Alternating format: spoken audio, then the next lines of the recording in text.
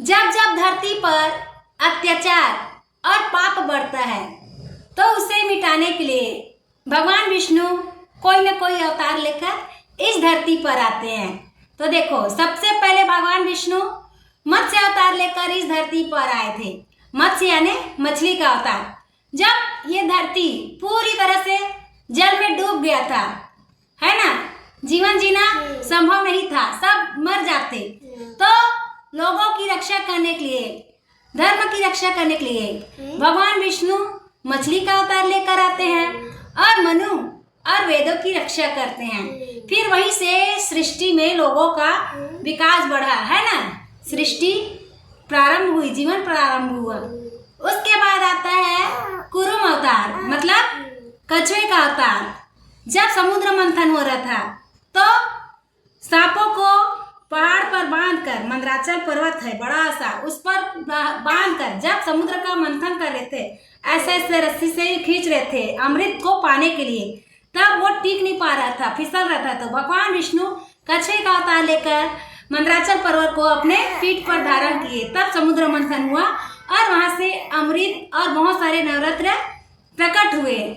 उसके बाद आता है वराह अवतार, मतलब जब हिरण्याक्ष पृथ्वी को समुद्र के अंदर ले गया था, डुबा दिया था, धरती का अंत होने वाला था, तो भगवान वाराह का अवतार लेकर, वाराह मतलब सुअर का रूप लेकर, उसके 2 दांत निकले हुए थे बड़े बड़े, उससे पृथ्वी को समुद्र से बाहर निकाले और उस हिरण्याक्ष राक्षस को मारे, ठीक है, और धरती पर जीवन फिर से प्रारंभ हुआ। उसके बाद भगवान विष्णु ने नरसिंह का अवतार लिया। नरसिंह मतलब आधा इंसान और आधा शेर, है ना। एक हिरण्यकश्यप नाम का राक्षस था, जो भक्त प्रहलाद का पिताजी था। वो अपने आप को देवता मानता था, भगवान मानता था, तो वो अत्याचारी था। अपने बेटे को भगवान को मत मानो, मुझे पूजो, मैं भगवान करके अपने बेटे को मारने की कोशिश की।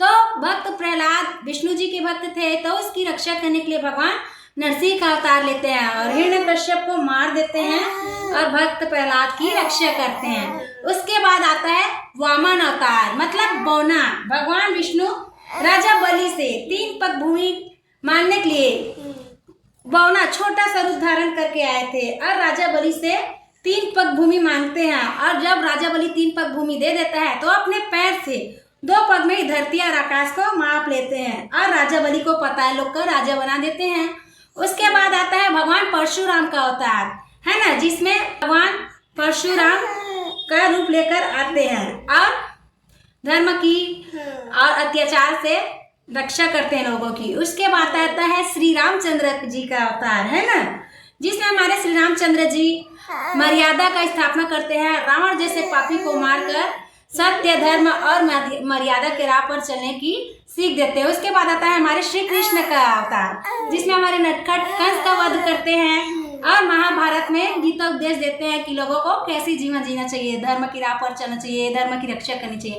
उसके बाद आता है बुद्ध अवतार, जिसमें हमारे भगवान बुद्ध के रूप में आए, लोगों को ज्ञान अहिंसा के बारे में बताए। और उसके बाद आएगा अब कल्कि अवतार, जिसमें अत्याचार पाप का विनाश करने हमारे भगवान स्वयं कल्कि का रूप धारण करके आए।